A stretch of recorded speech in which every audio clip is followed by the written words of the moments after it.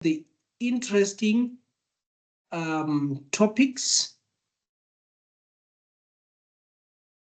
The topic of electricity. So without waste of time, let us get right into it.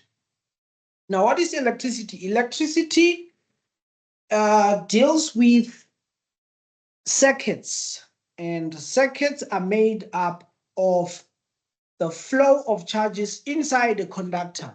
And for those charges to move, there must be a force, there must be a source of a force, there must be energy. In our case, the source of energy will be the battery. In real life, you will get a battery, you will also get your the electricity that is supplied by Eskom or any other form of electricity. So what we have in the screen is an open circuit and a closed circuit. An open circuit is comprised by a conductor which is not enclosed. So as soon as you close it, light bulb gave light. Why? Because the circuit was closed, it was complete. So the light bulb gave us energy, and that's what we're going to be dealing with in this segment. Without waste of time, let's get right into it. An EMF is the electromotive force of a battery. This is the potential difference across the battery in an open circuit. So if you take a voltmeter reading across the battery when the circuit is closed, you're gonna get the so-called EMF of the battery. As soon as you close the circuit, this is what an EMF is. The circuit is not yet closed. As soon as you close it, you will get the potential difference across the battery. And bear in mind, the potential difference is always less than the EMF. Why? Because inside the battery, there is so-called internal resistance. So the internal resistance causes the battery to lose some of the energy inside the battery. That is why the potential difference is usually low. So this is what happens. It's usually lower than the EMF. Let me just say practically yes. Now the potential difference between the ends of a conductor is equal to the energy transferred from electrical to other forms of energy per electric charge flowing through it. V equals W divided by Q. Now, what is a voltmeter? A voltmeter it measures the the potential difference and the EMF, and is connected in parallel to the resistor or the battery and has very high resistance. That's why it is connected in parallel to the resistor. Now we have the so-called current. The current is the rate of flow of charge inside the conductor. Now the battery gives the electromotive force. They give a force to the charges to ensure that they move. So the charges inside the conductor must move. Now, when they move, that's what we call the current. The current is the amount of charges that passes a point per second or over a period of time. And the units of current is ampere or A, and it's measured using an ammeter. And an ammeter is placed in a series position with your resistors in the battery. Now, the same way in life, if you start to become successful, or if you start to do well in whatever you're doing, you're always going to get resistance. Wherever there's a flow of things, there's resistance. So what is resistance? Resistance measures the opposition of flow of current in an electric circuit, and this results in energy conversion. So the same way in life, when you fight the resistance or when you fight the opposition, in the process, you will be losing some energy. The same way in the circuit, there will be energy lost through the resistance. Now, what are resistors in real life? In real life, resistors in a circuit are all the appliances that you have inside your house. Your fridge, your light bulb, your TV, your radio, all those are resistors. Now, in order for them to give out the energy that you want for your entertainment, there is a form of resistance to the flow of the charges within the conductors inside your house. And then the energy is converted. So whenever there's a flow of charges inside the conductor, there is resistance, and that resistance is what we're going to be dealing with in this segment. Now, the appliances inside the house are configured in different configurations, which we're going to be dealing with. However, it's only two configurations: parallel and series configuration of resistors. Now, I'm gonna go and explain the very important law in electricity, the Ohm's law. Ohm's law states that current flowing through a conductor is directly proportional to the potential difference applied across its ends. Now, this is the summary of Ohm's law. The current is directly proportional to the potential difference. However, this resistance. So I equals V over R. Now, let's look at the configuration. Resistors in parallel. If you place resistors in parallel, this is what will happen. Your current will be divided. I total equals I1 plus I2 plus I3.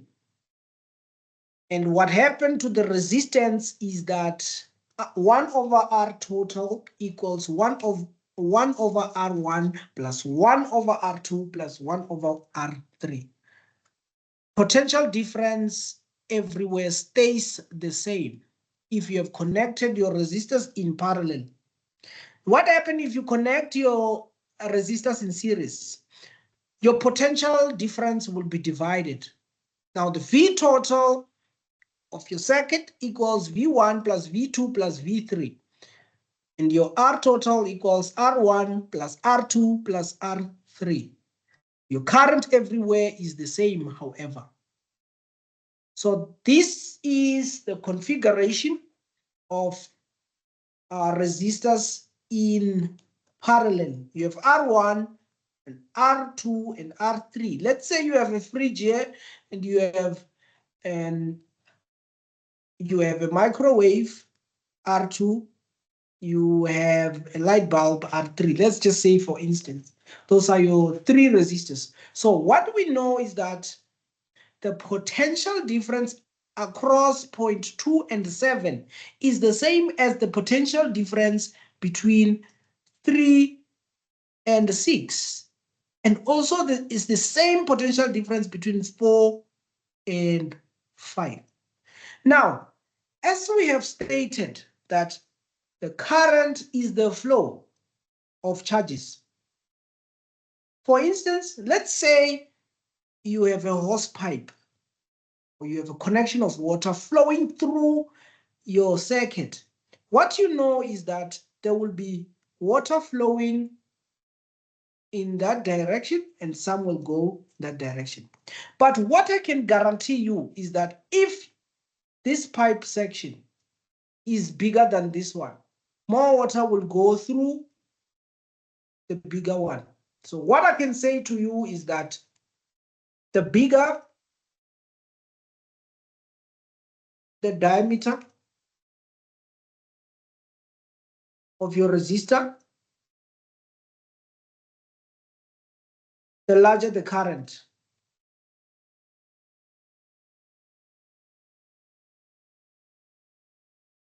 Or the less the resistance. I mean, if you open up, if you have water flowing, or if you have people, running, and they find that this segment has a very big door, and this segment has a small door. I mean, more people will enter through the big door. Why? Because there's less resistance. There will be less resistance. Same thing. The same thing. However, your current is divided. Your flow is divided. I mean, that's logical. If you have water flowing to that point, it will be divided. And also the water that continues to point 3, it will be divided also. That's the flow. That's common sense. Now, what you must also know is that the direction of current is in that direction. It is always from positive to negative. Okay. Another configuration, series connection. What we have discussed in the parallel connection is that the potential difference, if you put your voltmeter across these points, the potential difference will be the same. However, if you put your ammeter there and your ammeter there, they will be different. They will be different. Now, this ammeter reading is given by the total of all these ammeter readings. Whatever water that goes through this pipe, it will enter through the smaller pipes. And to find the overall flow, you just need to add the amount of water that went through these pipes, which is the total flow. Okay, now in series, if you put an ammeter there and you put an ammeter there, another one there, if you try to find the reading, they will be the same. If they are connected in series, they will be the same. They are the same. However, if you put your voltmeter around all your resistors, V1, V2, V3, your V total, which is the V you're going to measure around the battery, your potential difference, it will be V1 plus V2 plus V3. Now, let's say, for instance, this is Ohm's law. I equals V over R. Now, if I come and replace I total by V total over R total and say it's equals to, if I replace I1, it will be V1 over R1 plus V2 over R2 plus V3 over R3. Now, we have been told that V total is equal to V1 and also equals to V2 and also equals to V3. So if I come and change V1 and put V total there, then V totals will cancel. I will have that equation. The same thing with resistors in series. If I use Ohm's law, I know that V equals IR. So if I come and put IR total, I total is equals to V is equal to I1